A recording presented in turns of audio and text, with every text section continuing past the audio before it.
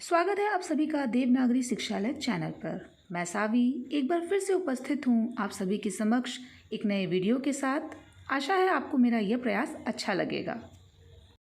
दुनिया में कुल कितनी भाषाएं हैं, इसका ठीक ठीक उत्तर देना संभव नहीं है। फिर भी ऐसा अनुमान है कि विश्व में भाषाओं की संख्या 6809 है और इन भाषाओं में अति प्राचीन भाषा है संस्कृत। तो चलिए इस प्राचीनतम भाषा के विषय में थोड़ा और जानते हैं। संस्कृत भाषा को देव भाषा कहा जाता है। संस्कृत भाषा से तमाम हिंद यूरोपीय भाषाएं प्रेरित हैं। आधुनिक भाषाएं जैसे हिंदी, बांग्ला, मराठी, सिंधी, पंजाबी, नेपाली आदि इसी से उत्पन्न हुई हैं। अन्य भाषाओं की तरह संस्कृत भी लिखी व बोली जा सकती है। इसका भी अपना एक व्याकरण है। तो चलिए आज इसकी शुरुआत करते हैं संस्कृत वर्णमाला से। हिंदी वर्णमाला की ही भांति संस्कृत वर्णमाला भी दो भागों में विभक्त है, स्वर एवं व्यंजन।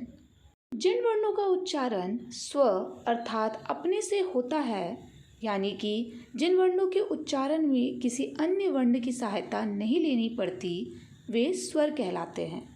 संस्कृत में स्वरों की संख्या 13 है और वे हैं अ, आ, ई, उ, री, लरी, ए, ओ, औ।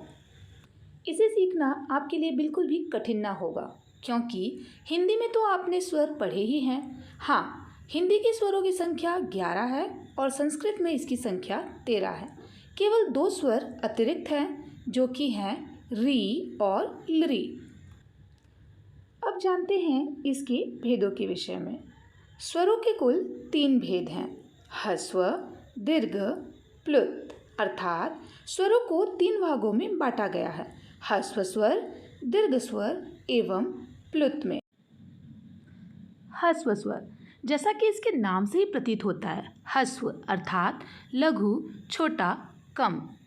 ये वैसे स्वर हैं जिनके उच्चारण में बहुत ही कम समय लगता है। हम यूँ कह सकते हैं कि इनके बोलने में केवल एक मात्रा का समय लगता है।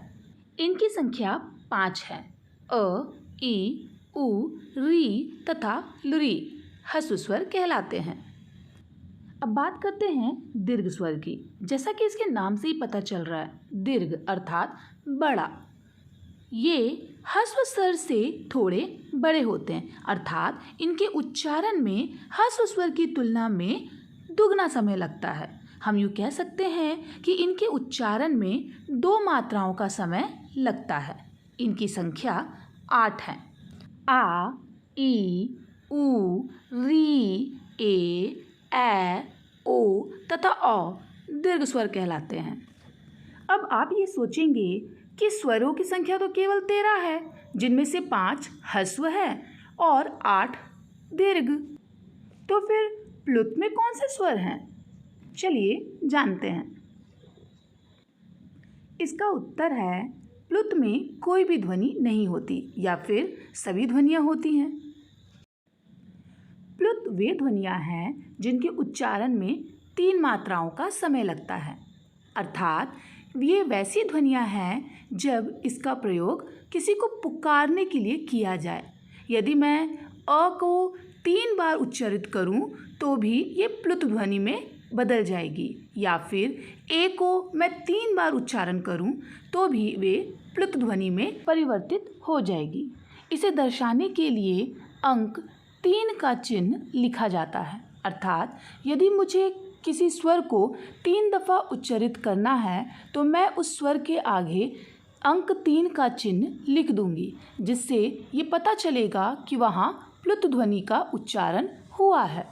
प्लुत ध्वनि के उदाहरण के रूप में ओम शब्द को लिखा जाता है, क्योंकि यहाँ पर ही ओ के आगे 3 का चिन्ह लगा हुआ है, अर्थात ओ का उच्चारण 3 दफ़ा करना है, ओम। इस प्रकार हम पाते हैं कि प्लुत ध्वनि के उच्चारण में ह्रस्व एवं दीर्घ स्वर से अधिक समय लगता है।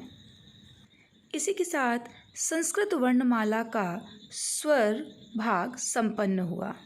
व्यंजन भाग के लिए मैं एक बार आपके समक्ष फिर से उपस्थित होंगी अपने अगले वीडियो में। तब तक के लिए बने रहें मेरे साथ। धन्यवाद।